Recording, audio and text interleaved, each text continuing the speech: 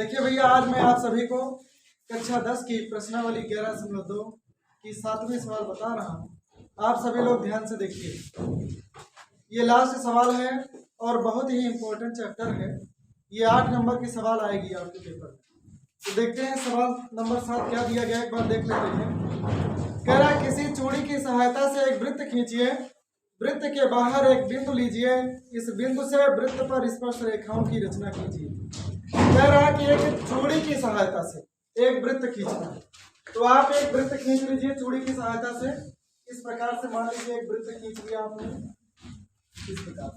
अब भैया अगर हम चूड़ी की सहायता से वृत्त खींचेंगे तो हमको इसमें केंद्र नहीं पता चल पाता है कि केंद्र कहाँ है, तो हमको केंद्र ज्ञात करना है। पहले केंद्र ज्ञात करने के लिए हम पटरी की सहायता से कोई दो जीवाएं ऐसे खींच, कोई भी दो जीवा ए बी मान लेते हैं, खींच लिया मैंने।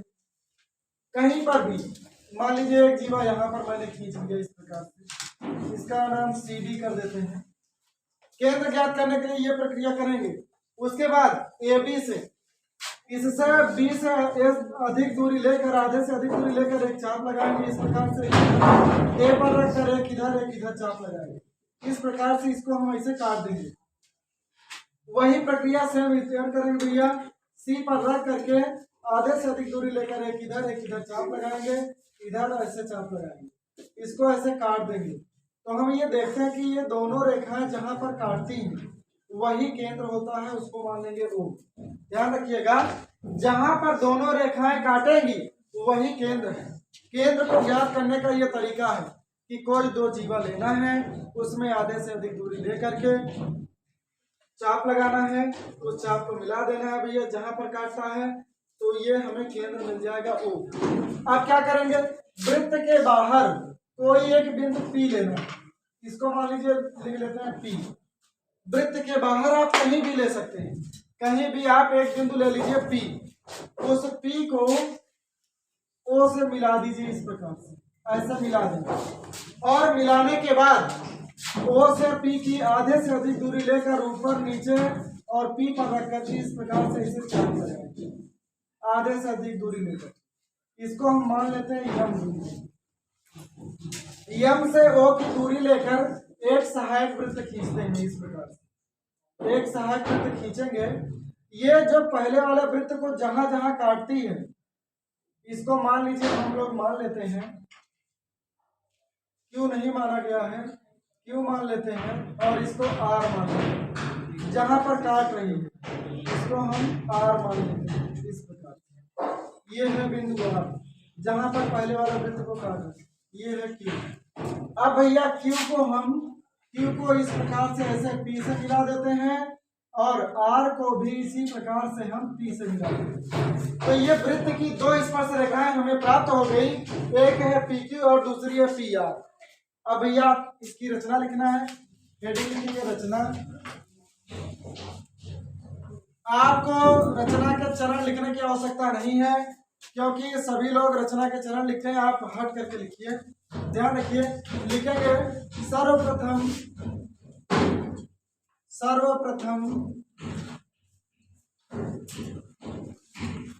चूड़ी की सहायता से एक वृत्त खींचा।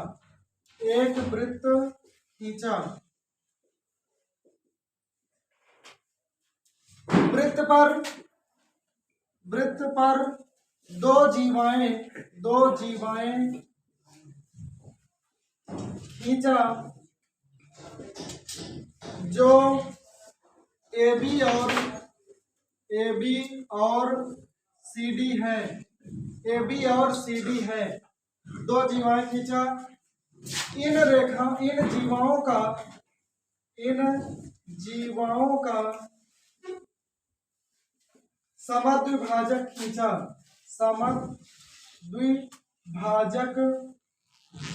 समद्विभाजक खींचा जो वृत्त के केंद्र O पर मिलते हैं मिलते हैं। उसके बाद वृत्त के बाहर एक बिंदु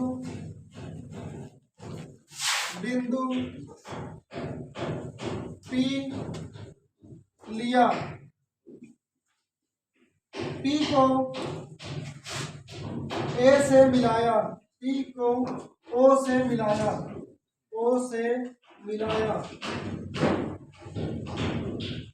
P को O से मिलाया,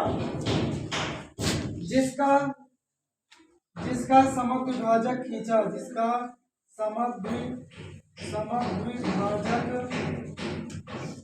समद्विभाजक खींचा, जो कि यम बिंदु है,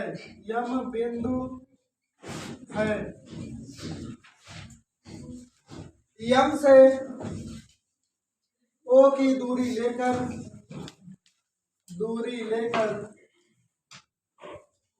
एक सहायक वृत्त खींचा, एक सहायक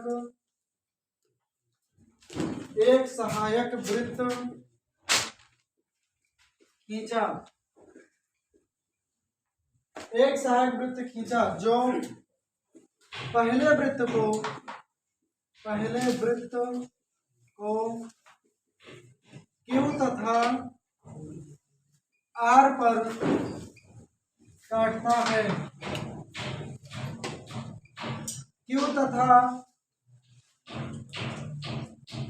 R को P से मिलाया,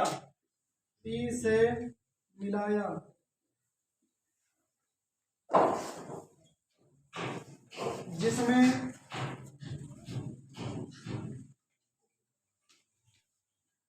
PQ और PR वृत्त की स्पर्श रेखाएं हैं।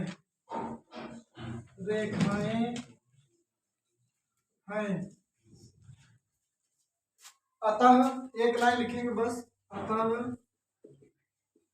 PQ और PR वृत्त की अभीष्ट स्पर्श रेखाएं हैं,